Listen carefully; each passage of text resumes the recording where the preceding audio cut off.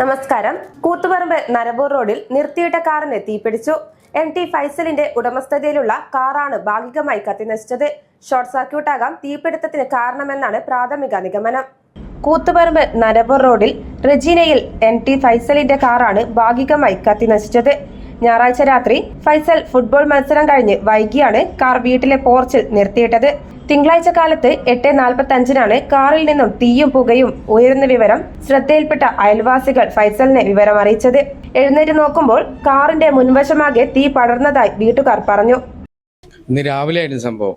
ഞാൻ രാവിലെ ഉറങ്ങുന്ന സമയത്ത് അപ്പുറത്ത് ഇങ്ങനെ വിളിച്ചു പറഞ്ഞത് എൻ്റെ അടുത്ത് ഇങ്ങനെ തീ കത്തുന്നുണ്ടെന്നില്ല. അങ്ങനെ ഉറക്കത്ത് എണീച്ച് ആകെ ഒരു വെപ്രാളനും ആ ഒരു സിറ്റുവേഷനും പെട്ടെന്ന് പാളിപ്പടരുന്ന വണ്ടി വിറകോട്ട് എടുക്കണോ മുന്നോട്ട് ഒന്നും പറ്റാത്തൊരു സാഹചര്യമായി പോയി. അങ്ങനെ പൈപ്പും വെള്ളമെല്ലാമായിട്ട് ഞാൻ തന്നെ എന്നെ കൊണ്ടാകുന്ന രീതിയിൽ ജ്യേഷ്ഠനുണ്ടായിരുന്നു. അങ്ങനെ മൊത്തത്തിൽ വെള്ളമടിച്ച് അങ്ങനെ വണ്ടി തുറന്നിട്ട് ബാക്കോട്ട് വെച്ചിട്ടാണ് ഇത് ഈ തീ അണച്ചത്.